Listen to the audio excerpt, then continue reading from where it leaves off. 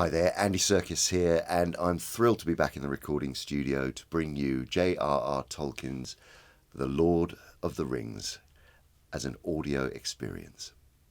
You know, it's been a very bizarre journey after all these years, having lived through The Lord of the Rings once, 20 years ago when we first started filming. I can't believe it's that long ago, but and I never ever thought I'd be going near it again. But for some reason, this material seems to keep drawing me back, and it was an extraordinary thing.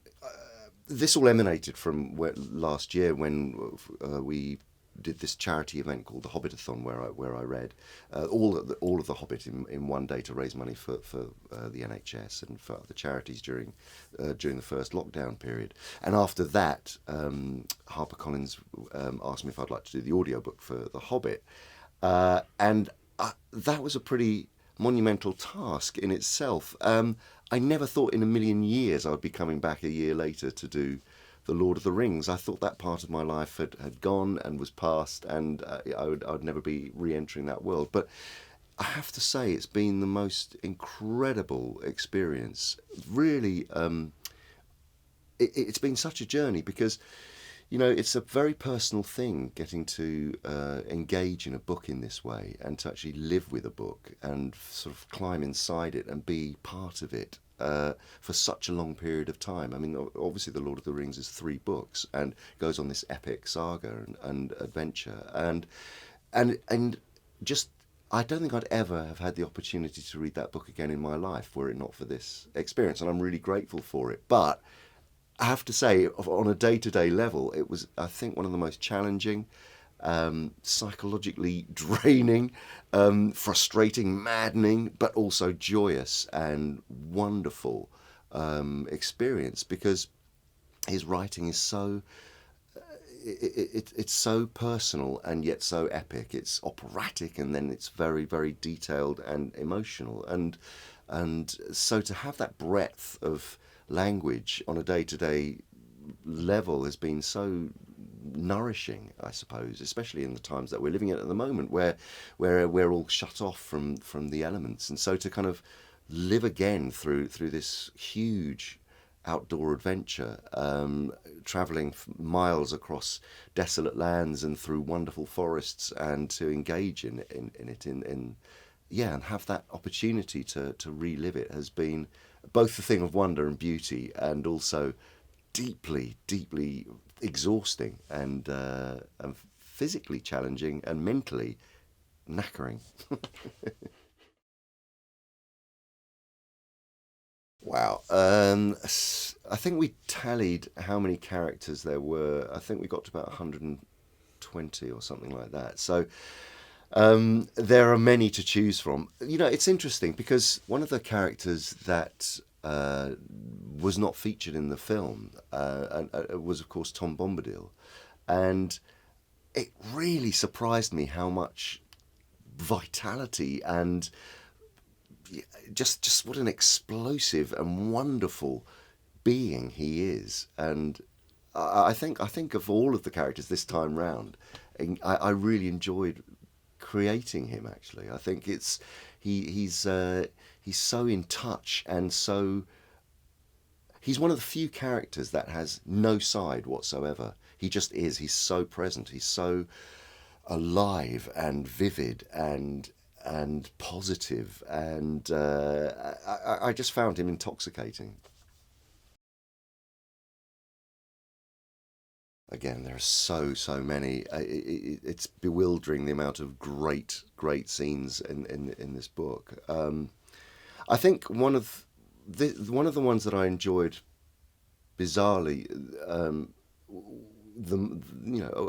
which I found really quite moving, was the scene with Denethor and the loss of Faramir, actually, and him coming to and Denethor realizing that his life has been so sucked up and wasted, and his greed has eaten him up. And I found that the realization of having lost his child and the way that affects him and finally affects him I found that a very powerful moment, and really, it sort of took me by surprise. I'd forgotten how intimate that moment is, where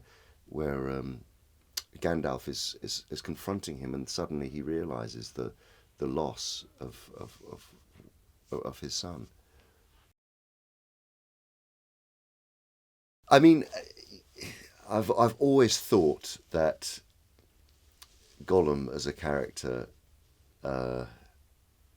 was sort of going to be my picture of Dorian Gray. That in fact, when we started filming Lord of the Rings, I knew that I would be the only character in the movie that I would grow to look more like, as all the other actors started to age gracefully and not look like their characters anymore. I think I'm beginning to feel and look more like Gollum the older I get, and it has been a sort of, yeah, that character's never left me, and Lord of the Rings has never left me. I mean, on a daily basis, this book seems to rear itself up into existence in some way for me. The cast is all very much from the movies. We're still in contact. In fact, of course, during COVID times, we've been communicating, and there's been a group chat going on, and there is a real sense of community that. A huge sense of community, because it was a big part of our lives. And then, of course, not only from shooting The Lord of the Rings, but then going back and shooting The Hobbit, the connection that I have with New Zealand and everyone there has just continued and rolled on, and we all became part of one another's families. Going back into it, yes, it's been extraordinary, and I suppose it's what is interesting is that there are certain characters that, of course, it's indelible, that the performances that people have given, and you know, Ian McKellen's Gandalf. It's almost impossible to not do a kind of version of Ian McKellen's Gandalf. So I'm channeling him in places. I'm channeling a lot of the actors' performances.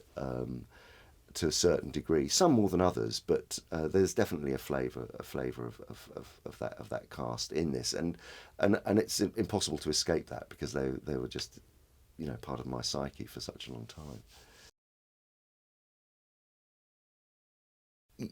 Not really, no. I mean, Gollum is so physical and so screwed up and tortured and exhausting, and you know, racked and split and fractured as a being, that it doesn't matter if you're doing it as an audio recording. It still requires the same amount of physicality to actually get inside of his head and to play the role. I mean, that's the interesting thing about having done this. It's, you know, doing an audiobook isn't any different to filming in many respects. The microphone is the lens, and you feel that you know, what I have discovered is that I needed to find different positions to remember the characters. I very, very much have different positions at the microphone.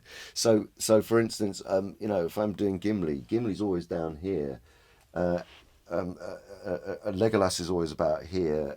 Aragorn is always here, and so I was able to, you know, build up my sort of pictorial and physical space memory, I suppose, spatial memory for all of the characters. But Gollum, no, I mean, he's no less exhausting now than he ever was. Whether I was halfway up Ruapehu in the North Island of New Zealand, or sitting here in front of the microphone, he still takes it out of me.